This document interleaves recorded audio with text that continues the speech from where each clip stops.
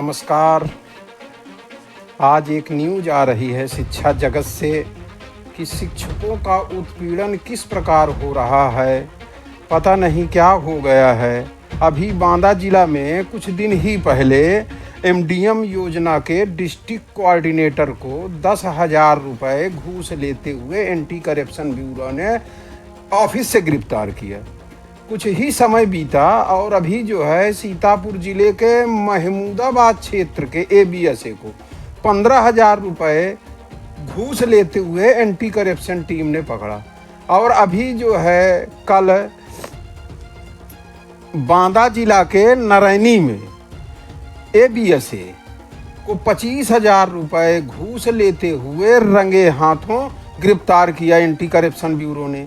झांसी से आई anti corruption bureau ने ये कारनामा दिखाया और उन्हें रंगे हाथों गिरफ्तार करके नरैनी कोतवाली ले गए और उनके खिलाफ एफआईआर दर्ज कर जेल भेजा।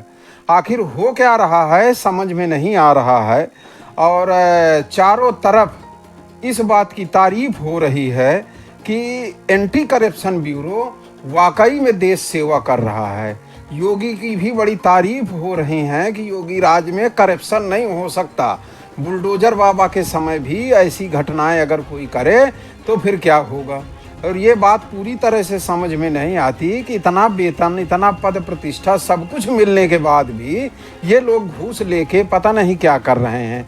अब तो लोग इनकी संपत्ति की भी जांच करने की मांग कर रहे हैं।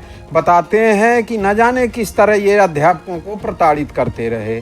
यहाँ तक होता है कि ये जब नरैनी में चौराहे में पहुँचते हैं तो वहाँ के दुकानदारों ने ये बताया कि आए दिन अध्यापकों से नाश्ता, चाय, पानी इस तरह करना, उनको प्रताड़ित करना, उनकी कार को मंगाना, उनकी कार में बैठ के जहाँ निमंत्रण आज में जाना, ये सब हो रहा है।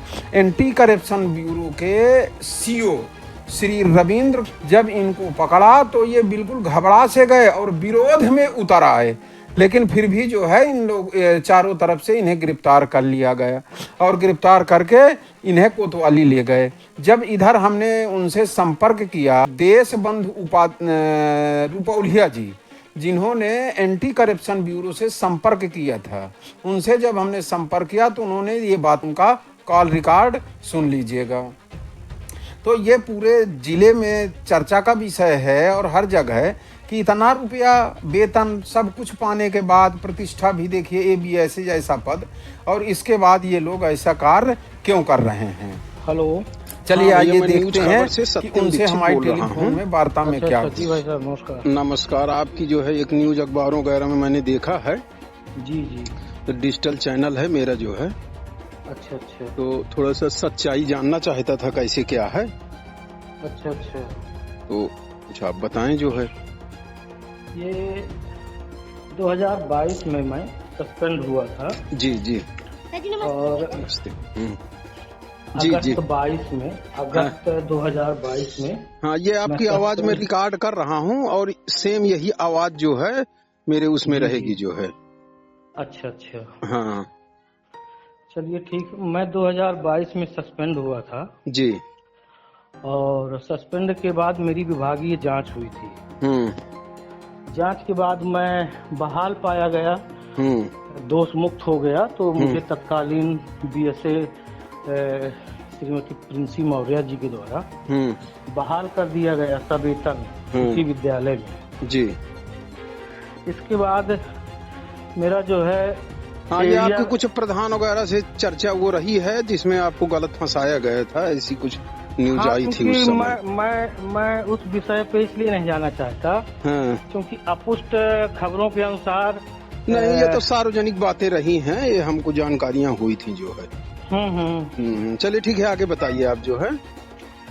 तो अब उसमें देखिए विभागीय लोगों ने ये बताया, ऑफिस के लोगों ने कि श्री रविंद्र कुमार वर्मा जो खंड शिक्षा अधिकारी हैं नरैनी के, इन्होंने जो है जैसे अब हम कर्मचारी हैं, कोई ग्रामवासी या अन्य कोई हमारी शिकायत करते हैं तो सर्वप्रथम अधिकारी जो है हमारी जांच करेंगे। हाँ बिल्कुल, और जांच के बाद फिर यदि हम दोषी पाए जाएंगे तो भले ही हमको फांसी पे लटका दिया जाए। बिना जांच किए खंड शिक्षा अधिकारी नरैनी श्री रविंद्र कुमार वर्मा जी ने मेरी बिना कोई जांच किए, बिना विद्यालय आए या बिना मुझको बीआरसी बुला करके मुझको ही तलब कर लेते या विद्यालय का रिकॉर्ड देख लेते, विभिन्न आरोपों में इन्होंने बीआरसी में ही बैठ करके मेरे खिलाफ जांच रिपोर्ट लगा दी। इसके बाद इनकी जांच रिपोर्ट के आधार पर तत्कालीन बीएसए श्रीमती तुलसी मौर्य जी के द्वारा इनकी जांच रिपोर्ट के आधार पर मुझको जो है निलंबित कर दिया गया। जी जी जी। और मेरे जांच अधिकारी खंड शिक्षा अधिकारी महुआ के बनाए गए थे जांच अधिकारी, उन्होंने मेरी जांच किया। जांच के उपरांत मैं निर्दोष पाया गया तो उस जांच रिपोर्ट के आधार पर मुझे बीएसए महोदया के द्वारा जो है मुझको सवेतन बहाल कर दिया गया।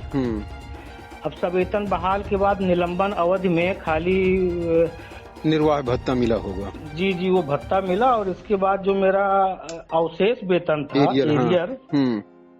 एरियर निकालने के लिए मैंने खंड शिक्षा अधिकारी कार्यालय नरैनी में आवेदन दिया था तथा निवेदन किया था कि मेरा अवशेष वेतन निकाल दिया जाए। इनके द्वारा वेतन नहीं निकाला गया, उल्टा मेरा अक्टूबर 2022 में पूर्ण वेतन, क्योंकि मैं सितंबर में बहाल हो गया था और अक्टूबर का मुझको पूर्ण वेतन मिलना चाहिए था, तो पूर्ण वेतन मेरा भी रोक दिया गया इनके द्वारा। अरे हाँ, और रोकने का कारण ये था कि मैं एक बीमारी से ग्रसित था और मेरे करीब 4-5 ऑपरेशन हुए हैं उसी दौरान। तो उसकी तो मेडिकल रिपोर्ट वगैरह सब आपके पास होंगी ना? जी बिल्कुल, अरे मेडिकल रिपोर्ट सारी चीजें हैं, कोई दिक्कत नहीं है उसमें। तो मैं उस दौरान मेदांता गुड़गांव में एडमिट रहा। अच्छा। तो मैं मेदांता गुड़गांव में एडमिट था और इनके द्वारा मेरा जो है मेडिकल रिजेक्ट कर दिया गया, अस्वीकृत कर दिया गया। अच्छा। हाँ, उसकी प्रति है क्या आपके पास जो एप्लीकेशन इन्होंने रिजेक्ट किया? मेरी उसकी प्रति है और इन्होंने कई बार मेरा रिजेक्ट किया। तो उसकी जो है आप एप्लीकेशन मेरे व्हाट्सएप में डाल देंगे जो रिजेक्टेड है? हाँ हाँ बिल्कुल डाल देंगे, रिजेक्टेड है। और ये मेरे सम्मानित अधिकारी हैं और इनके द्वारा उस रिजेक्ट एप्लीकेशन में लिखा गया आपका सेवक खंड शिक्षा अधिकारी नरैनी। ये व्यंग्यात्मक बात लिखी गई, जबकि ये मेरे अधिकारी हैं। बिल्कुल बिल्कुल बिल्कुल। और इनके द्वारा मुझे कहा गया कि करप्शन की बहुत रिपोर्टें थी जो है जो समय समय पर तो बताया करते थे। मेडिकल मेरा अस्वीकृत किया गया। मेडिकल अस्वीकृत करने के बाद इन्होंने मेरा पूर्ण वेतन भी रोक दिया और मुझसे कहा कि मैं पहले विद्यालय में जाकर के ज्वाइनिंग करूं। निलंबन अवधि में मैं वहां तैनात था, बीआरसी नरैनी में मुझको संबद्ध किया गया था। तो अब मैं एडमिट हूँ मेदांता गुड़गांव में, मैं कैसे आ सकता हूँ कि बीआरसी से मैं आदेश प्राप्त करूँ और विद्यालय में जाकर के ज्वाइन करूँ, इसके बाद मैं जो है फिर से वहाँ एडमिट हो जाऊँ। मेरा पेट खुला पड़ा है, मैं ऑपरेशन थिएटर में हूँ। ये अमानवीय बातें इनके द्वारा जो है की गई। अच्छा, अब आपको कोई समस्या, भय, किसी तरह का कोई आप ऊपर दबाव? अभी तो मेरे ऊपर कोई दबाव नहीं है। इसके बाद जब इन्होंने कई बार, दसियों बार मेरा मेडिकल अस्वीकृत किया गया, मैंने कई बार इनसे निवेदन किया। जब अस्वीकृत करने का जब अस्वीकृत करने का मैंने इनसे कारण पूछा तो इनडायरेक्ट में इन्होंने कुछ खर्च करने के लिए कहा। फिर मैंने पूछा कि सर कितने करना है, तो उन्होंने कहा कि 25,000 रुपए कर दीजिए, आप बैक डेट में साइन भी करवा देंगे, आपको मेडिकल भी किसी को नहीं बताया जाएगा, आप साइन कर लीजिए, बिना मेडिकल के आपका जो है वो सब मान लिया जाएगा साइन करवा करके और आपका वेतन निकाल देंगे। इसकी शिकायत मैंने 10 मार्च 2023 को विजिलेंस डीआईजी साहब के यहाँ लखनऊ में लखनऊ के बाद इसके बाद मैं पुनः बीमार पड़ गया, लेकिन परसों इनसे पुनः बात हुई 6 तारीख को और इन्होंने मुझसे 7 तारीख को 25,000 रुपए लेकर के आने के लिए कहा। मैंने विजिलेंस टीम से संपर्क किया था, विजिलेंस टीम भी आ चुकी थी और जैसे ही नरैनी चौराहे में मैंने इनको 25,000 रुपए दिए तो रंगे हाथों बीच चौराहे में इनको विजिलेंस टीम ने मौके पर ही पकड़ लिया। वो तो हर जगह छपा हुआ है। हाँ, और इसकी कुछ वीडियो क्लिप्स होंगी क्या आपके पास? हाँ, वीडियो क्लिप्स अब चूंकि मेरे पास में तो नहीं है, लेकिन आपको कहीं ना कहीं से तमाम मीडिया में है। वो सोशल मीडिया में, अन्य मीडिया में आप ले सकते हैं उनसे। ठीक है, ठीक है। और अभी कोई दिक्कत तो नहीं है आपको? अब अभी तो मुझे कोई समस्या नहीं है। चलो ठीक है, कोई दिक्कत हो तो नंबर मेरा नोट कर लीजिएगा। जी।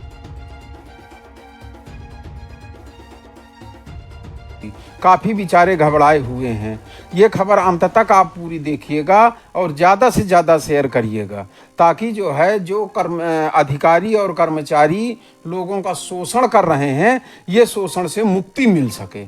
इसीलिए सभी लोग देश के नाम, देश के लिए इसको वीडियो को भी ज़्यादा से ज़्यादा शेयर करें और ज़्यादा से ज़्यादा लोगों तक पहुंचाएं। लेकिन पता नहीं अभी भी अधिकारी लोग घबरा नहीं रहे हैं और ना ही कोई घूस लेने में इनमें प्रतिबंध लग रहा है। हर जगह ज़्यादा से ज़्यादा प्रताड़ित करना, घूस लेना। इन्होंने, रुपौलिया जी ने जब ये बताया कि मेडिकल में मैं था, मेरे पेट का ऑपरेशन हुआ, मैं फला वेदांता अस्पताल में भर्ती था, वहाँ के मेडिकल के सारे डॉक्यूमेंट्स लिए था, और बताया कि इनके जो है वो सब रिजेक्ट कर दिया और इसकी मेडिकल लीव पास नहीं किया। जब घूस की बात आ गई तो सारे कागज उन्हें ओरिजिनल दिखाई देने लगे और इन्होंने साहस किया। 2-3 लोगों ने, बेचारों ने जो इनकी मदद की और इन्होंने किसी तरह एंटी करप्शन ब्यूरो से संपर्क किया और जब उनको पूरी बात बताई तो वो बेचारे बड़ी ईमानदारी से आए और जो है इनको अरेस्ट किया। इस तरह एंटी करप्शन टीम की बहुत सराहना पूरे क्षेत्र में हो रही है। लोग कहते हैं कि अगर ये चाहते तो न जाने कितने करोड़ों रुपए कमा सकते हैं, लेकिन ये ईमानदारी से जनता की सेवा में लगे हुए हैं। योगी राज में भी घूस लेने की हिम्मत ये लोग कर रहे हैं। कैसा समय आया है। नमस्कार। अंत तक वीडियो देखने के लिए।